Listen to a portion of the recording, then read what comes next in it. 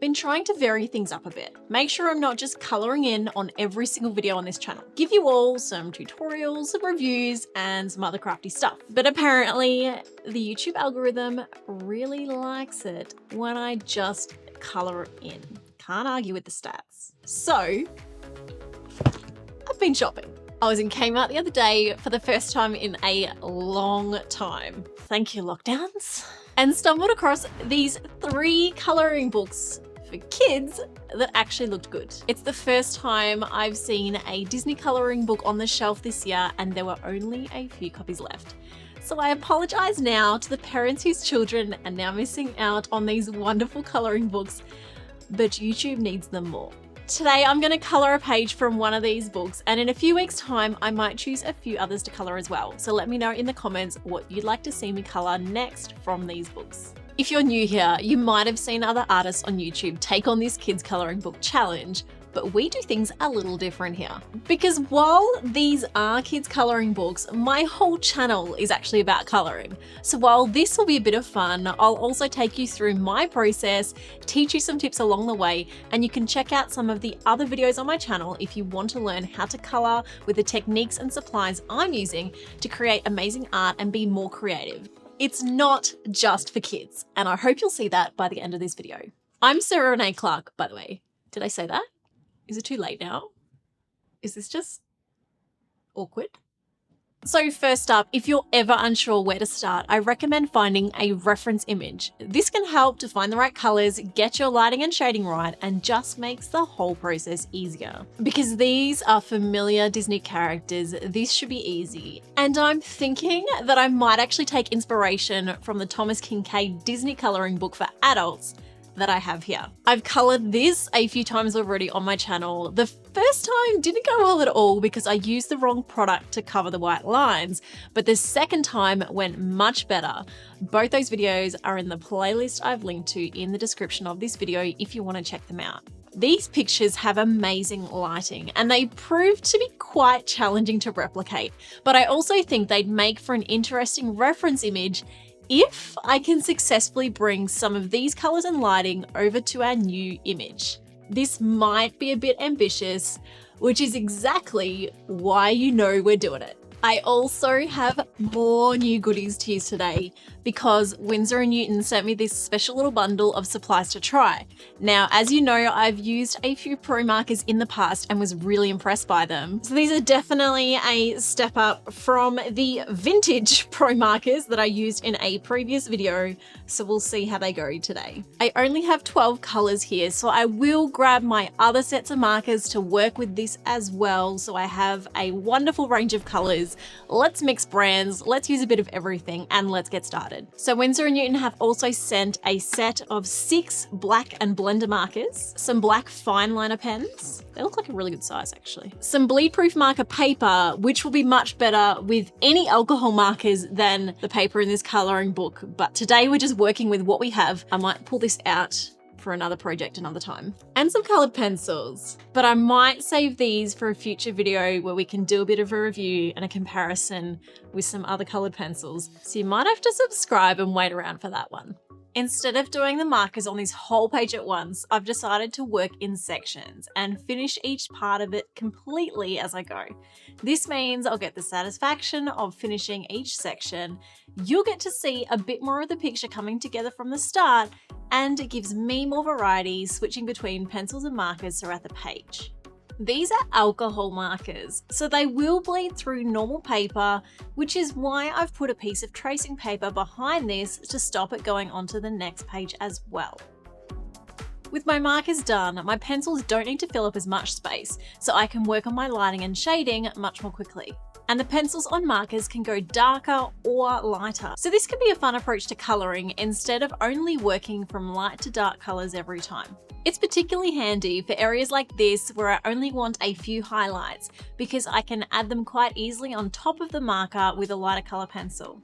My only tip here is to test your colours first. Sometimes the colours react differently when you mix media, so you might get unexpected results from layering different colours on top of each other. That's why I always work with a scrap piece of paper beside me to test my markers and pencils on top of each other first. I've got a paint pen to add my lights. I always like to add details with either a paint pen or a gel pen because it works quite well on top of pencils and markers. Lately, I've been working more with acrylic paint pens because they come in so many different sizes and they seem to be more reliable than the different gel pens I've tried. But again, sometimes the colors can react, so always do a test run first or your white highlights might end up pink. I think these are sand dunes, although they're not the right shape, so I'm not really sure, but I can't really work out what else they're supposed to be, so I'm just going to color them like sand. And much like I'm seeing Thomas Kinkade do with everything else, we're going to shade these with purple. Although this is a little bit out of my comfort zone, not really sure how this is working for these particular things. So I've hit a point where I'm a little bit confused because this picture is obviously taken from a completely different angle to my reference photo. My reference photo is taken from the castle, but in my coloring page, the castle is in the background. But there's a balcony here, and it's not the castle balcony. So I'm a little bit confused as to whose balcony it is and what this area here is supposed to be. Is that dirt? Is that water? Is that someone's house? I also don't have any reference of what the castle looks like, and my memory's not that great from the cartoon. So I've just gone online and found some other pictures of Aladdin to see what else I can find. And the handy thing about this is that you can see just how different the colors are from this version to the Thomas Kinkade, and we can see how different artists and how Disney originally represented these characters. The thing that stands out to me the most with some of these is the sky is totally different. In fact, this image here is actually very similar to this image, even with the castle in the background. Not quite the same because we have Apu here and he's wearing a different outfit. But it's interesting how similar that is otherwise. But look at the difference in the colors of our sky here compared to the colors of our sky here. So you have some options there. Oh, and I've just realized these are not sand. They're rocks. That explains why they weren't the right shape for sand, because they weren't sand. Whoops. I wonder if I can fix them now, although this paper's not very thick, so it doesn't allow for much layering. So it might be a bit tricky to rework these, but I will give it a go because I do think they would look better as the rocks they're intended to be. And I'm sure a few of you are probably screaming from your chairs while I was coloring them in that they were not supposed to be sand. So we'll see if I can fix that up. Now I've got a few different pictures here for the castle, but the lighting is quite different to Thomas Kinkade's style. So what I might do is use these as a base guide, but I think I'm also going to have a look through his book and see if we have any other pictures, even from the other princess castles, that maybe have a bit more similar lighting that I can use to work out the best colors to tie in all the colors of our picture to look a bit more similar. I do also have this jigsaw puzzle, which is one of my other loves, which happens to be a very similar picture. Can you tell I like Aladdin? This and The Little Mermaid probably have to be two of my favorites, I think. Maybe because these were the movies that we grew up with as kids, and so they've just stuck in my head as some of my Disney favorites. But again, this is very similar, with the biggest difference being, oh, what's his name? Not Prince Ali, what's his actual name? Aladdin. I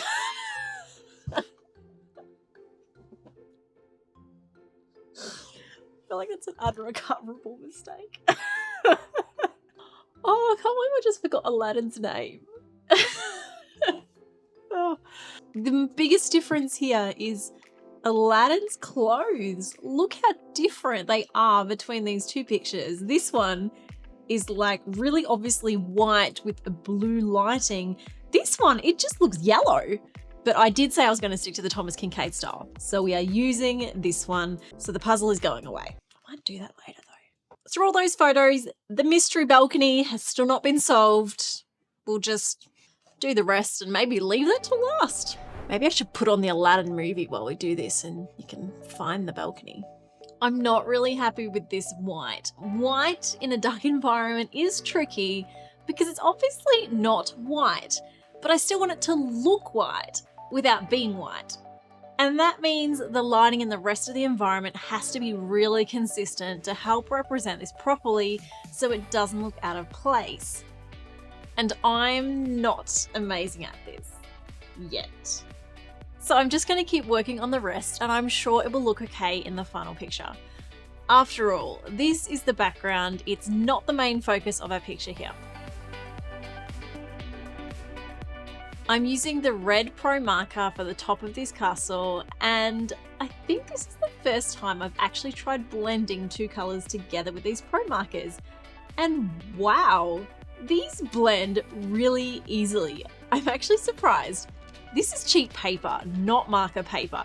So I wasn't expecting much blending at all, and yet these are blending perfectly. Better than the Ohuhu. I mean, this is just one color. I've only done this with one, so I need to try this with more first, but I think I might need to buy some more pro markers.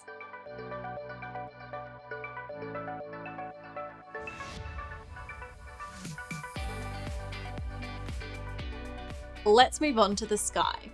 The sky in most of the Aladdin pictures I've seen is quite different to the Thomas Kinkade sky scene. His is more like a sunrise while the rest are set at night. And these other options would be easier to draw because most are just a basic gradient. But I did say I was going to let Kinkade inspire me today, so let's go with the Master of Light. Now you're probably looking at this and thinking one of three things. One, this looks like a mess now, but I'm sure it will look good when it's done. Two, this girl has no idea what she's doing. Or three, this video is amazing and I should really subscribe. The answer is yes. All three of those are correct. I spend a lot of time making things up as I go, just dabbing away with random colors, assuming it will work out okay at the end. After all, things always work out in YouTube videos, right? I don't think this one's gonna work. Stupid paper! Okay, this is even worse. We'll be fine. It'll be fine. Everything's fine. One of the biggest struggles with colouring books like this is working with the limitations of the paper. If you're wanting to create lots of detail, you'll usually want to add lots of layers, and this paper won't take layers. So you have to keep this in mind. I find that waxy pencils like Prismacolors are very forgiving and work great in books like this. It's why I always choose them for these challenges, especially since I'm trying to work within the book itself instead of copying the page out onto another paper. In fact, if you have the opportunity to buy PDF colouring pages instead of printed colouring books, you can then take advantage of better quality paper and use whatever pencils or other media you want. I have a bunch of colouring pages as PDFs on my own website, along with some free ones that you can try, and I have a video with some recommendations on some different papers that will give you better results with pencils or markers. I'll pop all those links in the description below.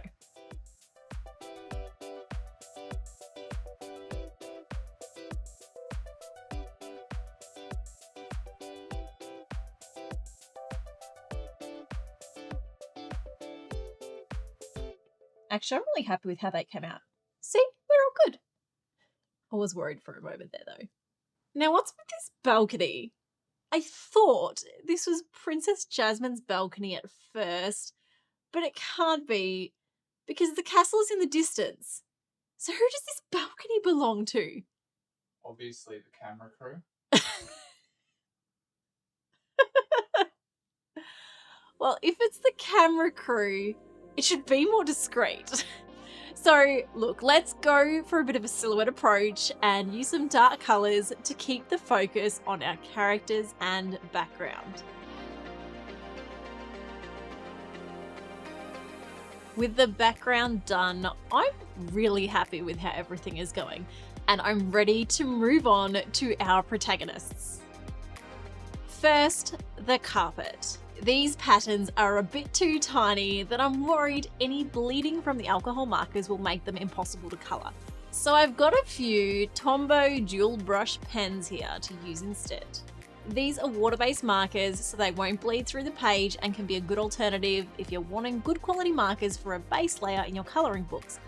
they won't blend together as smoothly and it's a bit hard to get that beautiful even coverage like an alcohol marker, but you can cover all of that up with the pencils anyway. And the payoff is that you won't ruin the picture on the other side of your page. In fact, these are what I recommend to people who ask what markers to use in the coloring planner, because they have the nice brush tip for coloring and a good size bullet tip for writing and journaling as well. And with my pencils, I'm just adding some slight shading and textures to give our carpet more depth, although I want to keep most of these bright colors.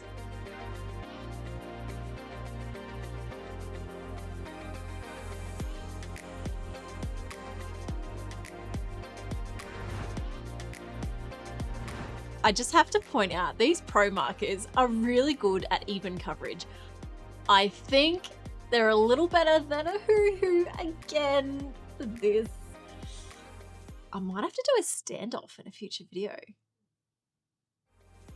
I wasn't sure how I wanted to approach this white, so I'm going for a warm pearl colour as if it's picking up the sunlight, and I'll use our purples, blues and greys for the shadows. This is a bit of a new style for me, and it's something I'm loving from Thomas Kincaid's art that I think I'll begin to incorporate more into my own art more often. The warm lighting and cool shadows bring so much more colour than just using lighter and darker variations of the same hue, although it's also more challenging. But I love a challenge and I'm loving the results. I've also noticed that Kincaid's characters have a lot more detail and creases in their clothing compared to our traditional pictures of these characters, so I want to incorporate some of that where it makes sense to me. I haven't drawn a lot of fabrics in the past, so I'm proceeding with caution, and I don't want to go overboard here.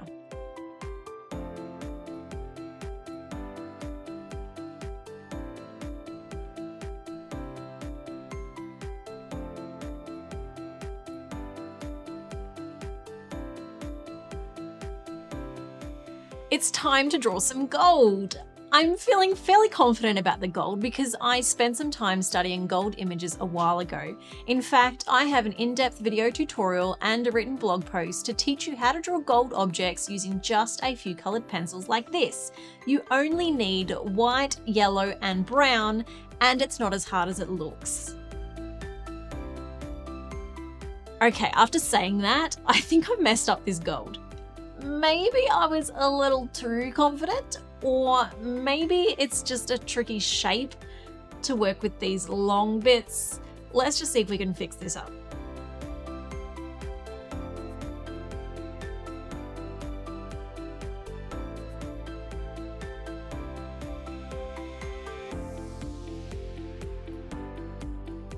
Okay, that's looking a little better now.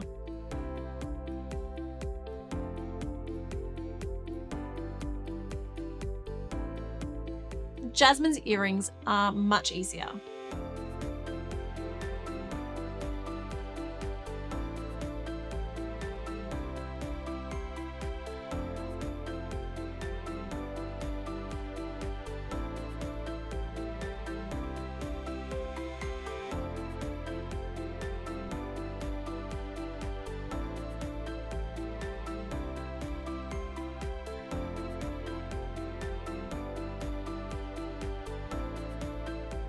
Now for the skin. I might need to do a bit more shading on the skin, so I've decided to skip the marker layer and only use pencils. I did a marker base when I previously coloured Tiana and had some unexpected results with colours.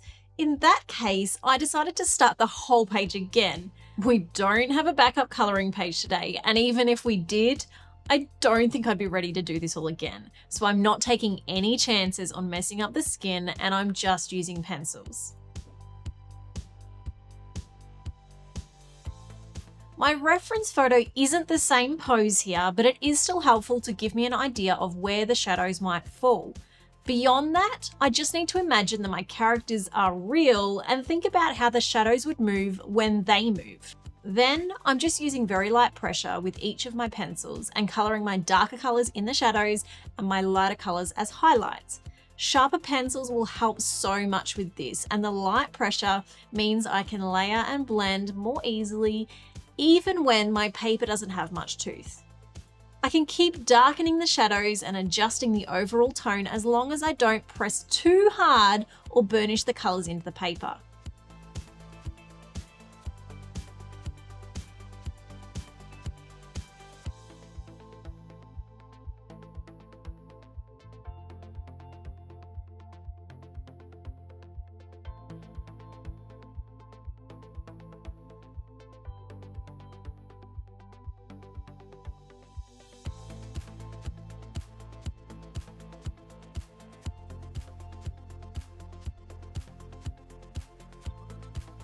I'm using a black marker for Jasmine's hair, but the black might bleed outside the lines because it is such a dark colour. So I'm keeping it away from the edge and will use one of the fine liners that Winsor & Newton sent me to create the sharp outline instead. Again, the marker undercoat is perfect here because I can easily add some highlights and details in Jasmine's hair with the lighter pencils without colouring the whole thing.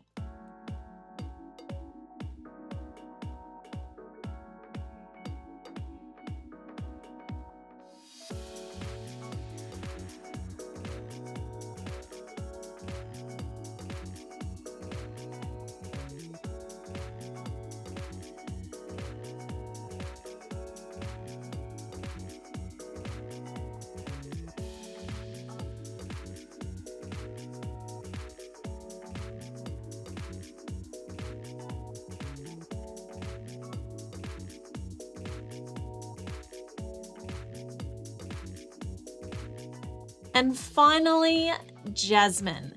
Thomas Kincaid's outfit is a bit more green than I remember. Personally, I've always remembered Jasmine dressed in more of a turquoise, so I'm leaning towards the bluer base.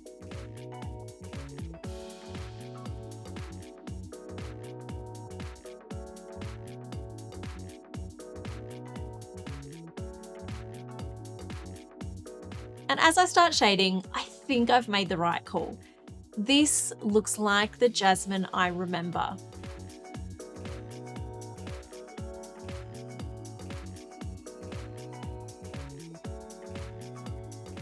I'm trying to add some creases and folds again, although this leg is looking a bit weird.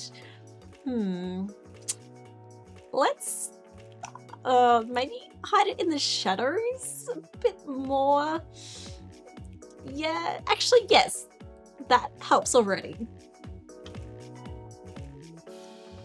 And with a white gel pen, let's finish up with some small stars in the sky. I really love how this has turned out, and it's so different from the reference photo I used, which I also love because it makes it original to me. Except that it's Disney and trademarked, and I used all the same colors, and it's not really original at all, but it's pretty. I'll pop a link to all the resources I mentioned today in the description, and please tell me which page you would like to see me color next from these other books I showed you.